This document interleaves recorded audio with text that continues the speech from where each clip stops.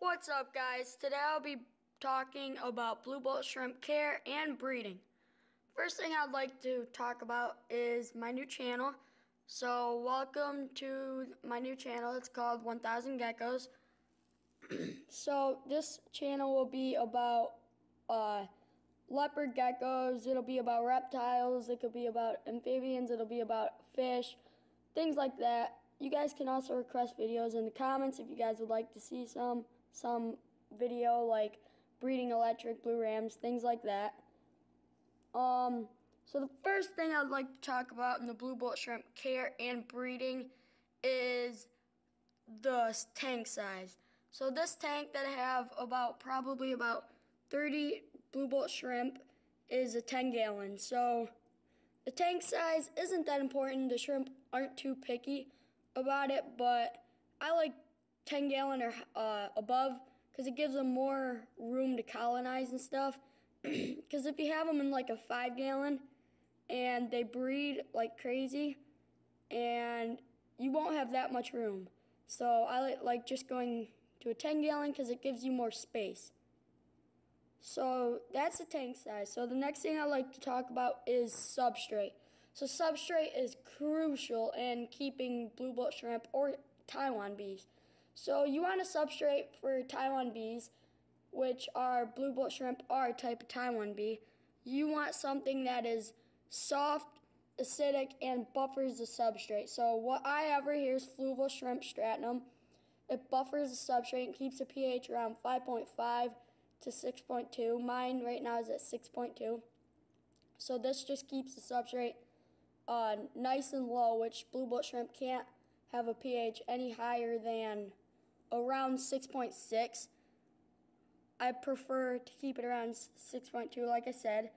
So the next thing is filtration. So a lot of people use canister filters. Some people use Matten filters. Some people use a lot of other things. So I just use a normal sponge filter. If you do use a canister filter, make sure that you have some sort of screen or something to block the canister filter so little baby shrimplets can't get sucked up. And if you're really trying to breed blue bolt shrimps, that's not very good.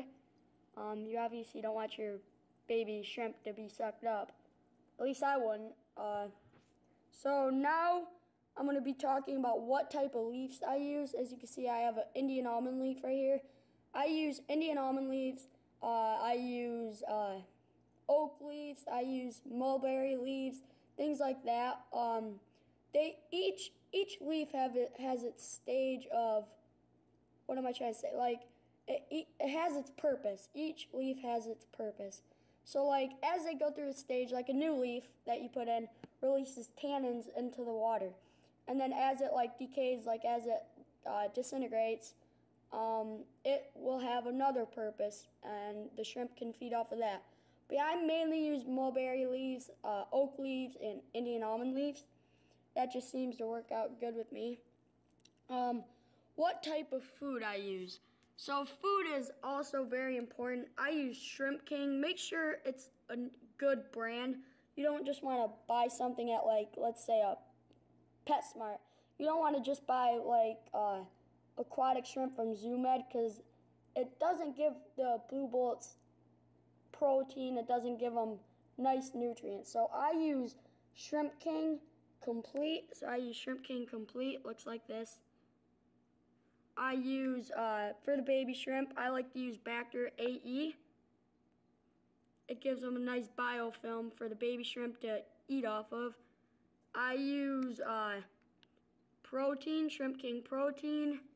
I use the Shrimp King Mineral. And I use the Shrimp King Snow Pops. And that's about it for the food. I do use, once in a while I give them greens, any type of green, like veggies, like green beans. You can use kale. I use kale once in a while. So that's basically the type of food. Now, the decor, like the wood and rocks, I like to have a rock pile, and about the back left corner or wherever, just a rocky bottom, because where the shrimp come from is actually a rocky bottom. So the female will go in and she will lay her eggs. Just makes the female feel more comfortable when she does lay her eggs. So I recommend putting Malaysian driftwood in here and cholla wood. I use cholla wood, and right now I don't have any Malaysian driftwood in here, but I'm soaking it, waterlogging it, so it will sink into the tank. I don't just want a floating piece of Malaysian driftwood. But soon this whole area right here will be all rocky bottom. I'll put some Java moss or peacock moss, and I will put more cholla wood, and obviously, like I just said, Malaysian driftwood, and that should give them enough cover. You want enough cover so, like, if the shrimplets do get scared, they can go and hide real quick and makes them feel more comfortable. So the reason for the wood. So the wood, cholla wood, I like using cholla wood, Malaysian driftwood, like I just said. You can use spider wood, but I just use Malaysian driftwood and cholla wood. So the cholla wood, what it does is it will create biofilm, which baby shrimp it's crucial to baby shrimp to have biofilm. And that just builds up the biofilm.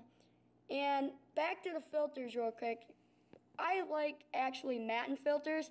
It does give it a bigger bioload than just a normal sponge filter. But you can just use a normal sponge filter like I am in this tank. So plants, like I just said, I'm going to hopefully soon get like peacock moss. But right now, I do just have this guppy grass. It gives it more depth in the tank and does give them something to grasp on. But soon, like I said, I'm going to get some peacock moss, fill this tank in more. So water parameters, that's a huge thing. So what I do is I use distilled water remineralized with what is called B-Shrimp GH+. So what I do is I get distilled water and I remineralize it with that B-Shrimp GH+, which remineralizes the water. The temperature, I like to keep it at room temp, so about 70 to 72. You can go as low as 65 to as high as 74, but I just like 70 because it seems to be the best out of all of them. I've tried 74, I've tried 68, and they did okay. They weren't thriving like they do at 70 degrees. I do have Malaysian trumpet snails, so I like having snails in my shrimp tank because what it does is it prevents gas buildup in the substrate. So if you don't have snails, sometimes it will cause a gas buildup in the substrate. And what the female does to lay her eggs, she will go and bury them in the substrate. So there's really no way to tell the sex of a female or a male blue bolt shrimp. I mean, there is, but you really have to be experienced shrimp breeder, which I know Rob from Flip Aquatics would know, but so the light I use is just an LED light. I mean, a lot of people think bright lights kill shrimp, but that's just a myth. So yeah, so the food, I'll do another video of like the top 5 foods I use, and I'll do a couple of videos of Malaysian trumpet snail care, and that's what I do have in here is Malaysian trumpet snails. When I got them from Flip Aquatics, the day that I put them in the tank, they had babies. So I'll do a care video of Malaysian trumpet snails, and I'll do a more detailed video of the like the leaves in shrimp tanks and why they're good. So yeah, guys, that's just a quick video of blue bolt shrimp care and breeding. As long as you have about a colony, they should start breeding. Now, most people think Taiwan bees are hard to keep, which blue bolt is a Taiwan bee, and they're really not. Over the years, they become easier and easier to keep. But yeah, guys, I hope that helped. So like I said, welcome to my new channel, and thanks for watching. Bye.